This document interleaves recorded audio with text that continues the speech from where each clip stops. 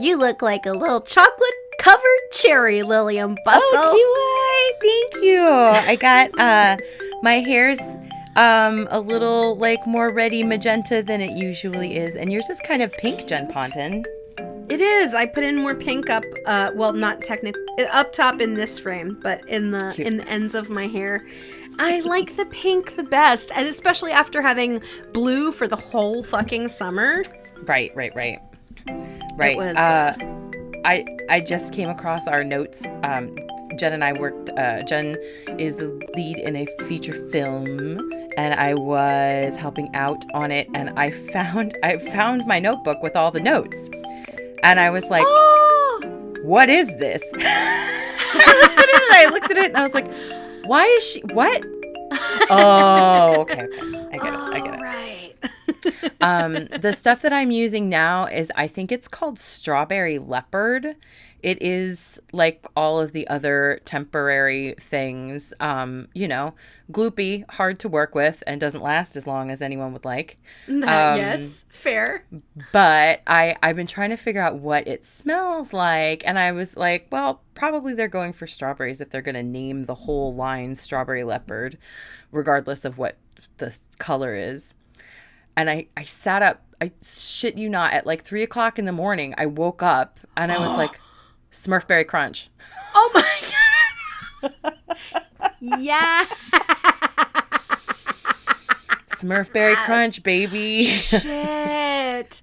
Throw us right back there. Smurfberry Crunch is fun. And that, thank you for your product placement, is exactly what all the fucks is. Mm-hmm. Waking up at 3 o'clock in the morning and missing a cereal you haven't had since you were 9. That stuff was good, man. Oh my God. That one and the Kix with the wild berries in it. Do you remember that? Kix with wild the berries berry in Kix it? was the shit. Yeah. Yes. Kix was a major staple cereal in my house. Kix is one of those ones that I absolutely love. And also, it will dissolve the inside of my mouth if I eat too much of it. Like, it's not even that crunchy, they're really but craggy. because they crack in half, and then they're like little bombs just scraping the flesh out of my mouth. You get a bunch of stalactites and stalagmites in there. No.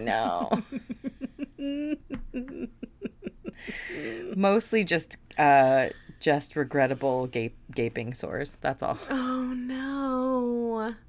All the fucks. I have this when your heart feels like the inside of my mouth after Doritos. Oh, you have a very sensitive little mouth. I really do. I think that I must have like thinner mucous membranes than other people. Because I can't just like willy-nilly eat Cap'n Crunch or Bugles and it's not like a tooth issue. It's really like I get pineapple. I get canker sores really easily. You do? And yeah. Anything that's super acidic, I get little bumpies on the inside of my mouth. Did I tell you about the stupidest thing I've ever done? No. Probably not. Maybe. So when I was in college, my senior year of college is when Halls came out with Halls Defense. Okay. Which is their vitamin C supplements. Yeah, right? I like those. They're delicious. They're fucking delicious. Now they make them in watermelon, but it used to just be citrus, and they were all delicious, and the most banging one by far was the pink grapefruit. Anyway, It was January. It was December or January. I was sucking on these. I was just pounding them down. No stopping. And I was like, every one that I have on top of the other is going to make me more impenetrable. Lillian, I went through like bags of these things. Oh, no. And then I woke. It was amazing. I didn't get diarrhea, A. Right? But yeah. B. Sugar alcohol. The next, I don't know. So one morning after I had way too fucking much of these, I woke up and I could barely open my mouth because the surfeit of vitamin C and also letting all that citric acid like just sit in your mouth all day long. No. There are pictures of me taken where my little gums are so red and swollen. Oh, baby. That I look like I just had horrifying dental work done. Oh, no. It didn't last very long, but it was so memorable. Oh, yeah, I bet. It was just awful. Oh, my God. I do remember doing things like that where you're like, well, if one of these is good, 8 of these must be better. Yes. Yes. Why would it not? And the answer to that is no. Oh my God. Oh my God. No, Hall's Defense is definitely a favorite around here too. Don just got home. You're probably going to hear him say hi in the so recordings. Good. I'm trying to think of. I've definitely done that with something, but I'm trying to think of what. Oh, nobody. This makes no sense at all. And I wouldn't doubt that I have told this story before, but when I was a senior in high school, I'm junior in high school, I had this wonderful teacher named Miss Talasky. And she, it was like the AP English class. We were all smart asses. Everybody had started applying to colleges and nobody was really paying attention to things anymore. And I think that she did this on purpose just to see who was actually looking at handouts. But that's rotten. That's a rotten thing to do. Ooh. Goody.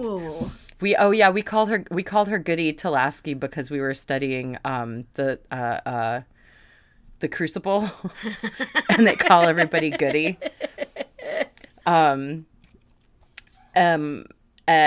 She just passed out a sheet about Stephen Crane's The Red Badge of Courage. And I don't think that we were even reading it and discussing it in class. I think that everyone thought that it was like a study sheet of how we were going to look at the book. So the day before this enormous project is due, she goes, well, how's everybody's Red Badge of Courage project doing? And literally the whole class froze. Everyone was like, project? And you could hear people flipping through their binders and stuff trying to find the piece of paper.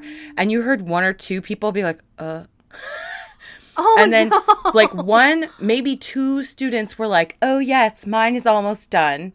And then no one else would cop to it. No one else would cop to not knowing that there was an enormous project worth like a big chunk of our grade due the next day. That's with like awful. Visuals. Yeah, it was not cute. That wasn't nice at all. This was high school? Yeah. And so to keep myself awake to finish the project, and by the way, my mom, she could be a mess sometimes, but she was definitely the mom who would be like, you stayed up all night? I'm going to take you in to drop off your project, and then you come home and sleep. She was like, I know that you'll just wind up faking a headache and sleeping in the nurse's office or like sleeping backstage in the theater. So just come home and sleep. We had fleas and we had pennyroyal oil around to like spray everything down with because that's supposed to keep fleas at bay. It doesn't help a lot. Right. I guess it's better than nothing, but it doesn't like kill fleas. It can terminate pregnancies, interestingly enough. But it's like a minty lemongrassy smell. And I just slathered myself with it until it was almost burning my eyes because I needed something like stimulating to keep me awake. Oh, honey. And now, I know. Thankfully, it's not a smell that like pops up in life very often, but You'd be triggered as fuck. Oh boy, man. My God. It did the trick. But I was definitely like, why am I doing this to myself? Can't I just have Vibrant like a normal teenager?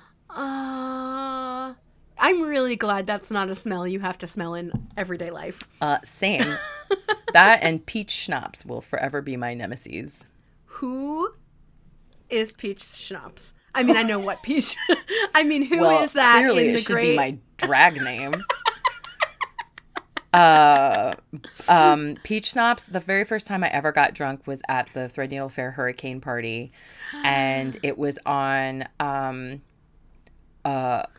orange juice and peach schnapps and vodka. I think I don't know what drink that is, but it has a lot of sugar in it.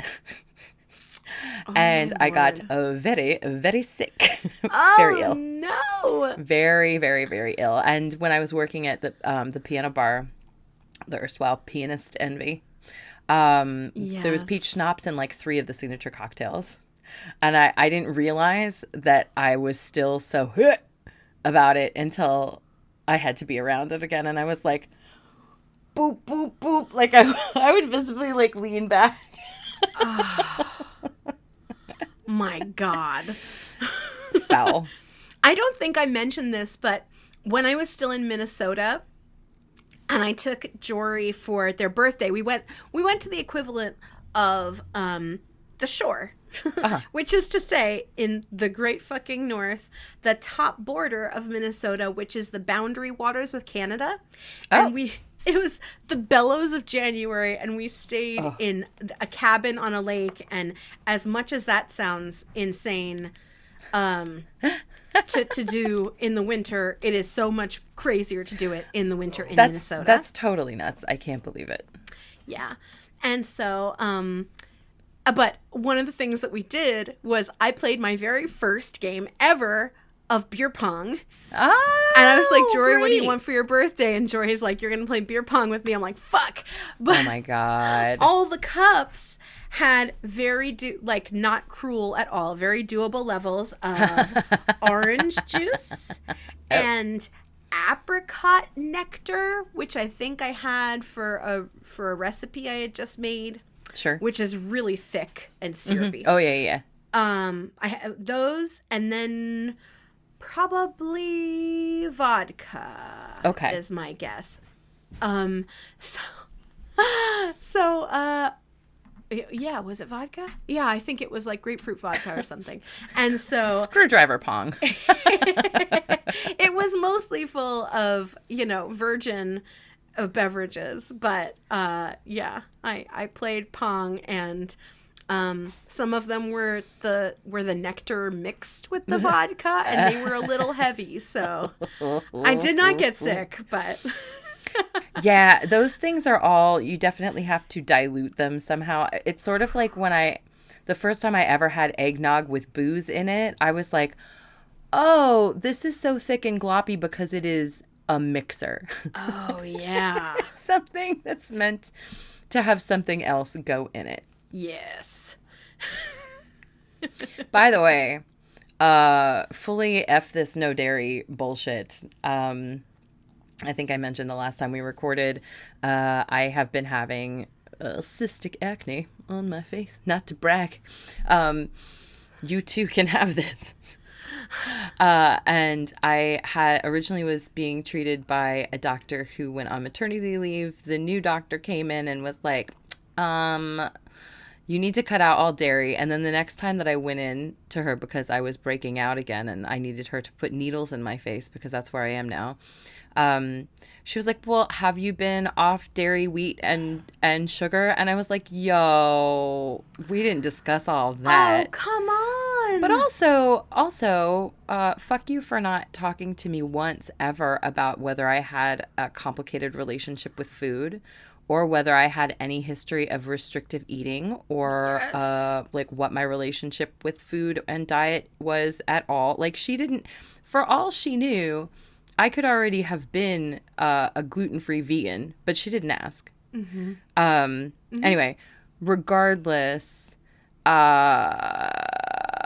having my willpower around cheese / also like I ordered an almond milk latte at Starbucks and it came with whipped cream and I had waited so long for the fucking thing that I was not going to send it back. You know what I mean? Yep. So little things like that, which especially if you live in the New York area, sometimes you get stuck somewhere and you just have to put something in your mouth that's there. Yes. 1,000%. Anyway, I feel now like there's some sort of morality around my willpower tied to shame that winds up as like crags in my face. Right. So hopefully my lady is back from her having a baby. But regardless, I just want to remind people out there, because I'm a pretty good self-advocate, but I was like, yes, it does seem that this is tied to dairy. However, it would be way better if I could go back on some kind of medication and not try to handle this entirely with what goes in my mouth, so that I can occasionally have something, and it's definitely tied to dairy. Right. You can almost see it happening. It's awful. Oh, honey. I'm so sorry. It's okay. But this has been like kind of a mourning period, and I've settled into the idea that like I can't mow cheese like I used to. Full disclosure. Like, that's a whole food group for me. But yeah, it doesn't need to be like this either. I'm sorry. That's okay. Were there things you wanted to talk about? A couple things before we slid into, we did want to talk about like a branch of self-care today. Yes, we did. But I feel like you had exciting things to discuss before we went on to that. I am writing a one-woman show. How exciting. I am so excited. Oh my God. I think I finished my first rough draft today. That's really fabulous. Which is why I only used dry shampoo today, because I've just been like fucking hunched over in the dark, and it's been amazing. Oh my word. I'm so excited. Oh my God. Well, if there's anything that I can do to like help you produce it, etc., I am. Yes. I got hands. They're ready to go on a deck. Yay. I'm over the moon. It's so exciting. I'm excited. I'm deeply excited to share like all of it with you, and then whatever makes it to the final iteration. Yes. Then great. But also, I'm not telling you not to tell me about it, but the one of the most interesting pieces of writing advice that I've ever gotten in my whole life was, don't tell everybody everything it is that you are planning to write, because then you will not write it. Yes. I worked for a guy who's like, that was his whole thing. He was like, keep every secret yours, because if you start saying it, then you're not going to do it. Oh, interesting. Which is interesting. And I'm really paraphrasing him. I'm sure he would be like horrified by that takeaway. I think it depends on what it is, because there's I'm a good manifester when there's something out there that I need to get done, and I start like putting that out there in the world. But when it comes to a storytelling situation, for sure, for me, the frisson dissipates when I'm like, and then it goes like this, and then it goes like this. As evidenced by every book I have never written. Yeah. I have to tell you, I was listening back on one of our podcasts, because again, I have big listens to my own podcast energy. I just like to listen to us laugh, and I hope that all of our listeners do too, because it's fun. It is fun. I hope it doesn't get old, because we do a lot of it. We do an awful lot of cackling. I know, but like it's the source of joy, and we need it more than ever. So yes. Yep. And if you don't like our joy, what are you doing here? I mean, right?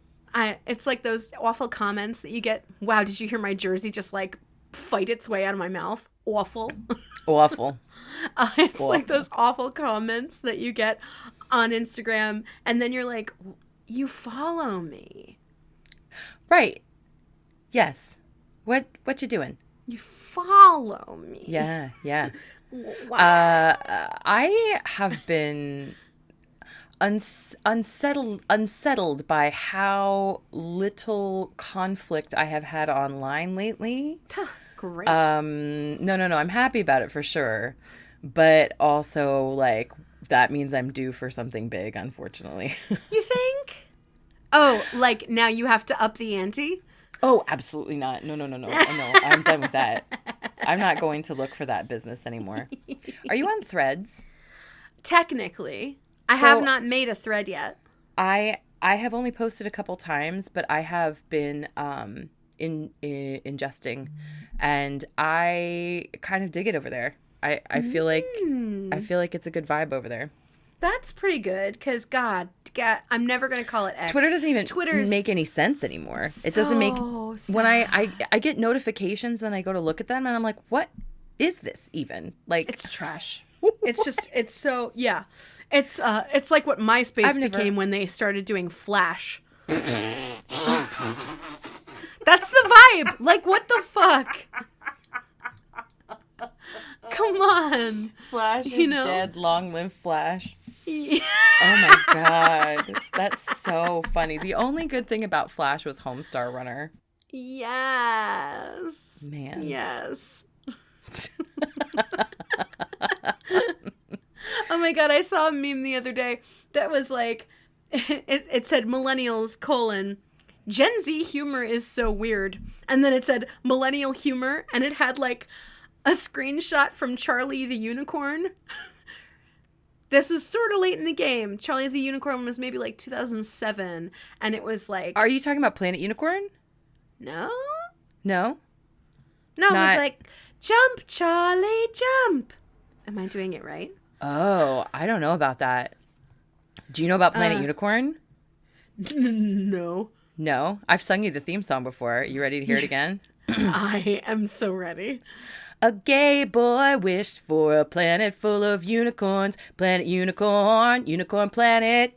Get it up for feathers. Whoa, Cadillac. Tom Cruise. Whoa, planet unicorn. Hey. And yes, one of the unicorns was named Tom Cruise. Yes. Yeah.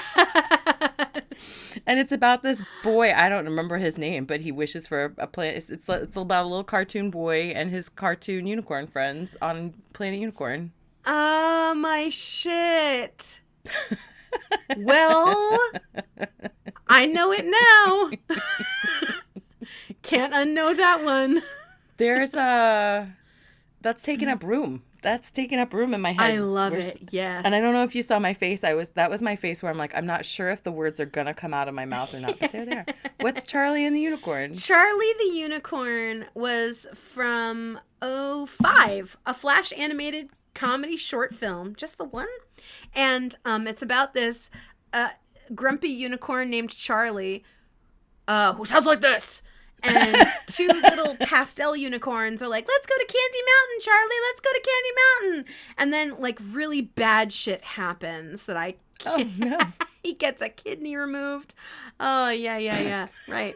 It's a romp. But, you know, the overall takeaway, as I'm sure you have lived and can now hear, is that, yeah, millennial humor is pretty fucked up. Yeah. Yes. I'm telling you, man, I think that Tumblr gave rise to an entire other form of comedy. And I love it. Like I do love it, yeah.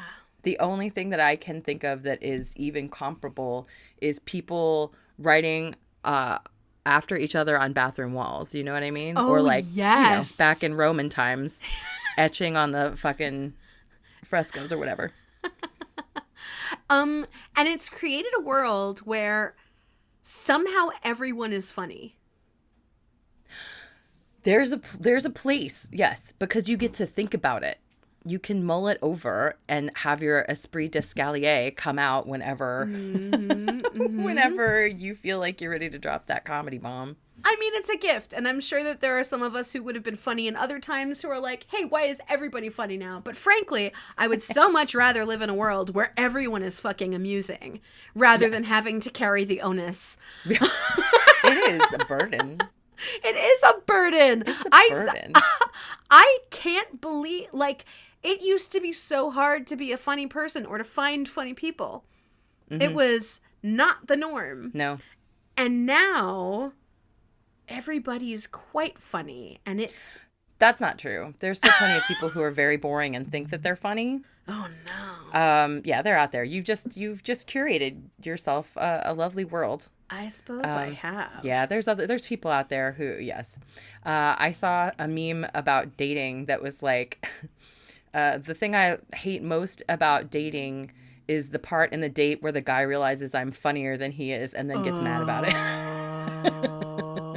Oh my God. Saw another meme that was just text, and it was like, drop a guy's apology in the comments, and each and everyone was like, I guess I'll go fuck myself. I guess I'll just delete my Instagram. I guess I'll just fall off a cliff and die. Like, it's like, Oof. oh, interesting. That sounds awfully familiar. I'm sorry. So sorry. Wow. Ooh, I saw nope, it's gone.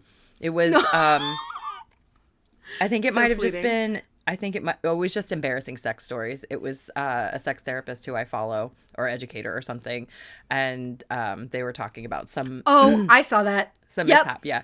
It was Yep. very funny. Oh, so good. It was very good. I think that was queer sex therapist. Yeah, I think that might have been it. Yeah. Shout out. Wee. Also, and then I'm happy to segue. Before we but segue. I just started listening to the Handsome podcast, which is Tig Notaro and Fortune Feemster and May, and May. May, who I love and can never remember their last name. Whitman. Nope. That's the other one. Nope. May is what? I feel like a turd. I watched all of Feel Good. I've watched all of their specials. Martin. Martin. They're It's the so comedian. good. Ow. As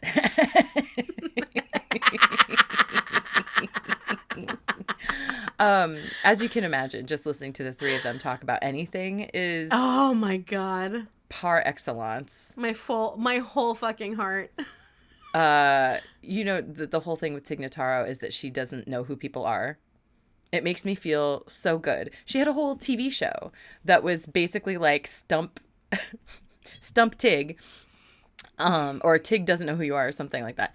And they would bring on like James Vanderbeek, and she'd be like, I think I've seen you on TV. That's perfect. So she was at a party where her friend was like, oh, come, you'll know lots of people. And Tig thought it would be comedians, and it turned out to be like movie people and producer people. And she was like, I don't know. So she, this girl introduces herself, and she's like, did you say Lena? And she goes, oh, Selena. And it was Selena Gomez. But even after, she was like, oh, Selena, nice to meet you. And she like stepped back in the crowd, and her wife was like, do you know who that is? She was like, no, I do not. I don't know who that is. I love it so much. You were like, Lena? But yeah, I could listen to them talk about anything. So if you need a dose of that Other people to hear, listen, laugh. Yes. Yep. Highly recommend. All right. So what? You're the leader tonight. What are we digging in on? Oh, so I recently with my therapist, I was like, I feel like you're not really getting me to dig into the reasons why I'm having the problems that we keep working on over and over and over.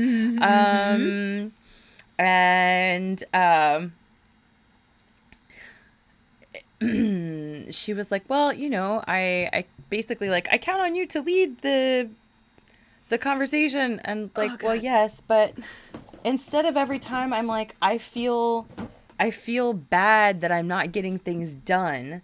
And then she's like, don't be hard on yourself. And I'm like, no, I don't think I'm an asshole for not getting things done. I think that grown-ups don't generally start to fall asleep when they can't figure out what to do next. That to me sounds like a problem. That sounds like it might be a red flag. At the very least, yellow. Oops. Indecision gives me narcolepsy. Oh, shit. So I feel like I'm going to give her one more session, And if I feel like she can pivot the way I really need her to, then we'll keep going. But something that I've been digging into is attachment styles. And Instagram was like, oh, here's this concept called remothering, which I'm sure I have heard of before. But my biggest issue, and this goes for almost everything, and some people, I've seen people on like ADHD social media talking about, let's get together and get people with ADHD to clean each other's houses. Right? And I've said a thing, brilliant. I've said a thing like that where like, there was this one time my friend Mickey was doing they did a musical of a movie, and they needed to find out if they could actually get the rights to do it. And I went like, tickety tick tick tick. I got a free trial for IMDb Pro. I found the right person to call, and I called them. Oh my shit. And I don't remember exactly what happened, but you know, I put him in touch with literally the person that he needed to talk to. The times that I have like helped friends advocate for healthcare issues, like that poor lady who couldn't find an MRI machine that would hold her weight. Yes, you were so good with that. Stuff like that. When I get it under my nails, I can take care of someone else like a boss. And when it comes to me, I will let a lot of things slide. Now, thankfully, because of previous therapy, I am much better about self-care when it comes to things that I like. That's the other thing, too. My therapist would be like, give yourself a little treat for whatever. And I was like, okay, well, the things I like are food, alcohol, and buying stuff. And I don't think I should treat myself that way. Like, that shouldn't be what the reward is for doing something that's actually good for me. That's a very mature reaction. Well, again, these are three things that I'm not having a great time with right now. So, and I'm not a crazy shopper. We're fine financially, but like having had sporadic jobs and having been out of work because of this knee injury and stuff like that, I have a lot of guilt around money. That is something that we could unpack with my therapist at some point too. Maybe not this one. Right. But right. We were doing such good work. I just feel like she doesn't want to give it to me. And sometimes I really need to get it stuck. You know what I mean? I need somebody to ask me the fucking hard questions. And then I need to ugly cry about it. And then, you know, then I can process it. The remothering concept really appealed to me because if I can consciously think about when you're processing something, you're dealing with the bad stuff that comes along with the unconscious reaction to the old trauma. That's like what PTSD is, more or less, right? You are unconsciously reacting to old trauma. And when you can pull it out and look at it and go, okay, I see you.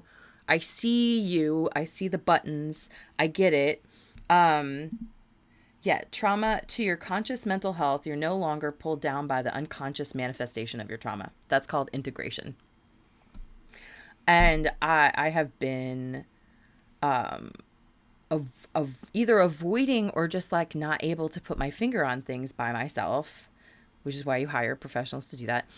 But the idea of remothering and not being like, you have to clean up your room, but thinking and looking around and being like, what if, oh my God, I'm going to cry just saying it out loud. What if my little self was here and I was my mom coming in and saying, hey, it looks like this is really frustrating. Can I help you pick up your room? Yeah. Which is, you know, not something that she ever did once because she wasn't capable of doing that for herself. And the other thing that's been coming up with attachment styles, for people who don't know, I am not the best person to tell you everything about this, but Google attachment styles. There's a likelihood that you've already heard about it somehow. There's lots of great resources online talking about it, but you'll get various returns as to what the attachment styles are. A lot of people only refer to secure, avoidant / anxious avoidant, or anxious, which also can manifest as like anxious ambivalent. But there's a fourth one, which is called disorganized. And that one, I don't know if it's newer. You know how the DSM updates every so often, and they're like, oh, whoops, being gay is not a mental illness. And also we forgot about this attachment style. Yes, they always avoid disorganized. So, and they were, something that I was listening to specifically said that people with like alcoholic parents, or as my therapist previously had, my mom was not an alcoholic, and my dad, I don't think he ever drank, but I have a lot of the same symptoms. Sure. For whatever was happening with my mom, it was manifesting very similarly to growing up with an alcoholic parent. And the disorganized attachment style absolutely can show up very often in children of alcoholics. And the more I dug into that, I was like, oh my gosh, I never know what to expect. I did feel like I was it was up to me to make my mom, to control my mom's emotions. I did feel that way, but I never knew what it would be. I never knew if I would bring her gross instant coffee in the morning and she would thank me and then roll over and go back to sleep, or if she would yell at me for waking her up, even though we had to be somewhere. Yes. I never knew. I would fall back on things that I thought would work, and then they wouldn't work. So I would try something new. Which isn't the full scope of what it is. But thinking about this and doing deep dives, I will say, unfortunately, there was one Instagram that pointed me to a lot of great resources, but the women behind it I find grating. Oh, well, I'll find somebody else. But it is way more approachable for me to think about less doing this for myself now and more doing this for myself back then. And at this point, it doesn't matter. Like, maybe at some point I'll be able to do it for myself now. But I've had early morning art modeling a whole bunch of times this week, and I've been going to bed early and making sure I drink lots of water and getting up early enough so that I can eat something before I drag into the city. And you know, trying to put things away a little bit better and keeping it framed that way. I had started it with the Finch app. Yes, your little bird. Yes, that I was taking care of that little bird. I was just thinking about that app the other day. Yeah, it's fun. I've been using it since May, I think. And not every single day, but a lot of days. I figured out how to, make the lists in the ways that work for me. And, it's really rewarding when I'm like, oh, I loaded the dishwasher 5 days in a row. And then I get a little micro pet that looks like a little ghost with a top hat on who follows my little bird around. Like, it's very satisfying. Yes. It just isn't, when there's things that I've been putting off, those are the things that I have the biggest issue actually getting done. Does any of this resonate with you? Totally. Yes. And it builds up the inertia and the dread and the shame. Yes. Totally. Yes. Absolutely.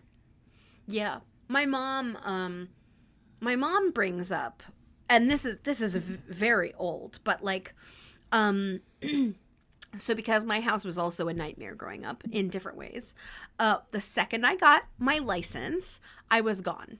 I just kind of never went home. I didn't go home until my parents were dead asleep. And then I would leave again the next day. And I was up all the time. I was with friends. I was out.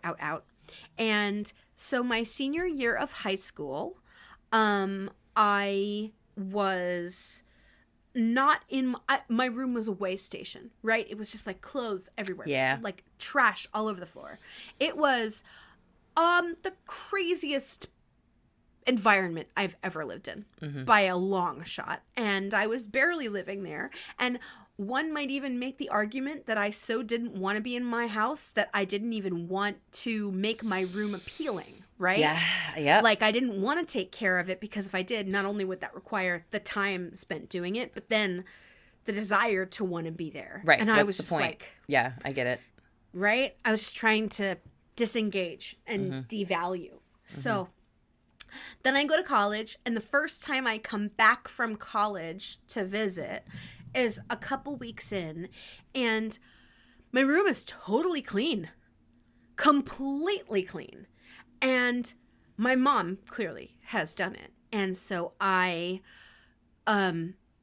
she like opens the door for me. And apparently I very sheepishly said to her, "Oh my God, thank you, Mom." Aww. It got so bad. I just didn't even know how to start. Yeah. Yes. And I could totally see, I mean, my God, I get more overwhelmed by laundry and not a giant pit of despair. So like, it's definitely happened to me before. Or like, I'll have several loads of clean laundry and it just is like this mountain in front of me, and it builds up and up, just the dread of not doing it. And then I've had to tap into to that, like, but wouldn't it be so nice if you could put these, like, listen to some podcasts and put these on hangers and, like, put your out of season clothes away and maybe put new sheets on the bed? And wouldn't that be so nice and indulgent for you? Yeah. Yeah. I'm trying to think of, I think that the indulgent thing for me is my creative space, where I don't necessarily feel guilty, but I am aware that we are very fortunate to have the apartment that we have. And that was, that was luck, basically. The places that we were looking at when we wound up with this place were not as nice and not as big, and definitely not with enough room for me to have my own private space and for Don to have his own private space. But that should make it even more, that should make the impetus even more for me to make it a nice little paradise. Oh, yes. And I have, for the most part, I have a place for most things. I've gotten a lot better about that. I hired someone to come help me when I put up the shelves to be like, let's really sort things. I can see it when it's other people's stuff. I can see the obvious places that where things should go. And I don't know why I can't see it with mine. It's so strange. But yeah, like, trying to be emotionally available for myself, specifically as like my younger self. It makes me feel like a hero. Yes. And I gotta tell you, I'm sure that you know this too. There are times when I have actually like cleaned the living hell out of the bedroom or the kitchen or something, or finally this room, where I do feel like a hero, where I'm like, I feel like I should be on the news right now. Yes. Did y'all see that shit? I took care of it.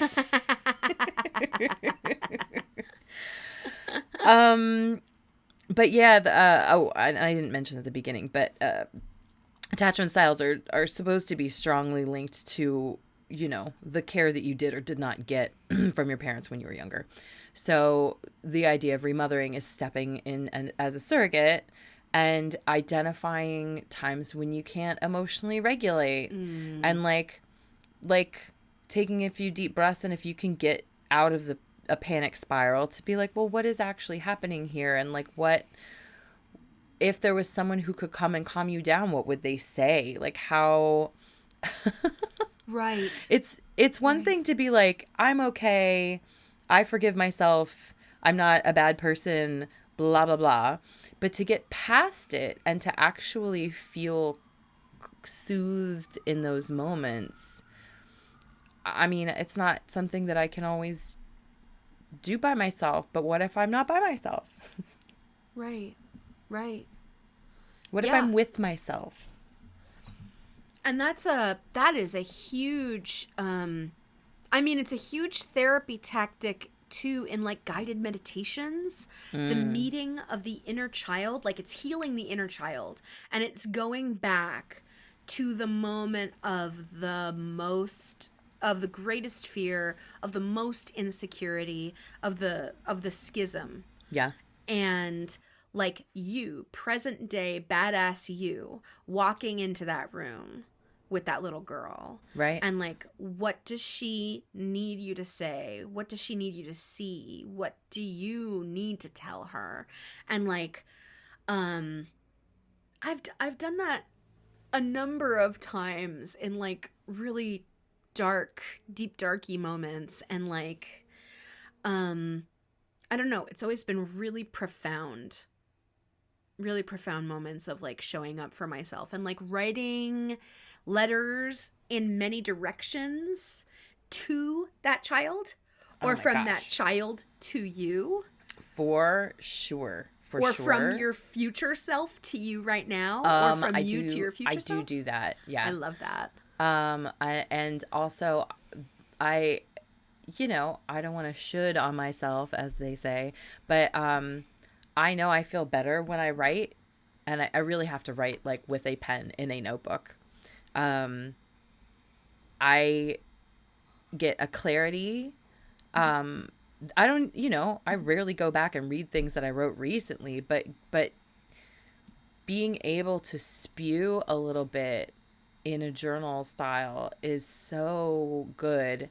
And it's double helpful because all through college, because April was an avid journaler, I that's why my college years are so well documented. Oh my God bless. I didn't touch a pencil for fucking years in college. Oh, really?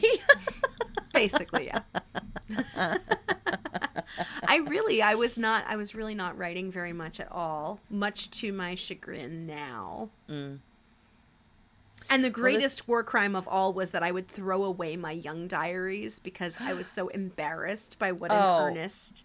They are so embarrassing. But, I mean, oh no. Yeah, that's why the only diaries that I have start with freshman year of high school, because I had them all through age 6, 7, 8. I would always throw them away. I was so mortified. Right. So right. So you had these journals going real steady and strong in college. Yeah. And I was a mess. I've been messy in different ways over the course of my life. I do revel in the mess that I was in college, though. Like, I was so brazen and so fearless about so many things, and also still afraid of some of the things that I, was dragging around with me. Like men. Yeah. Yep. But very relatable. I love feeling like I can get back in touch with her. Like I again, if I had the knowledge I have now, and the skills and talents that I have now, and the ambition that I had when I moved to New York and was willing to wake up at 5:00 in the morning and stand outside in the snow to audition, ooh, look out. But it's just been a real treat to recenter and reframe things in this way. And I don't know, it hasn't fully clicked for everything yet. But it's getting to the point where I don't even have to stop and think about it as an alternative. You know what I mean? Where I can be like, oh, she would have really liked that. Yeah. She would have really liked that if she came home to a home that looked like this, and if it smelled nice, and like she would feel really good about having all of her hangers and clothes like facing the same way. Like that feels indulgent to me. Yes. I have mostly hangers that things won't fall off of, which is nice. Yeah. Why did it take so long for us to get wheels on luggage and to get velvet on to hangers? Too fucking long. Why did it take so long? And it's such a worthwhile expense. Yeah. The first time I ever bought nice hangers for myself, and I couldn't fathom why someone would. I really couldn't. I was like, you get them for free at the friggin' dry cleaner. What are we doing? Oh, God. But then I bought I went to like Home Goods and I bought myself a pack of 25 velvet hangers, and I was like, oh, game changer. Oh, I've bought multiple packs. I feel like I'm due for one more, and then to really get the ones that don't serve me out. Mm-hmm. But yeah, I mean, it takes a while for them to break it. Those little investments are often the things that I hold back on because it feels like an indulgence. Yes. And it's so silly. As an example, and I highly recommend this, our ice maker broke. We had like a water and ice maker on the fridge. I'm not going to go into what happened, but it would be very expensive to fix it. Less expensive to fix it. To get less expensive than fixing it, we got an ice maker that makes the good ice. Do you know what I'm talking about? The Sonic ice, the wet, soft, pebbly ice. Yes. You know what I'm talking about. I do. The fun, pellety, crunchy, How you doesn't do that? kill your teeth. The hail. It makes hail. Yes, it makes hail. But like not the chunky nugget things. Not the big break your teeth ones. Kind of the ones where it's like halfway between an ice cube and a snow cone. Yes. Sleet. And there's some sleet involved. Yes, sleet. Yes, sleet. And it cost a good deal less than what it would have cost to just get that part of our fridge fixed. And yet it felt like an insane indulgence. And then I was like, that it's not an indulgence to have an ice maker. And also, this is better for my teeth because I'm a crunchy girl. Oh. I'm a crunchy. And it's really nice for drinks because it like, you can get that like Mai Tai kind of vibe.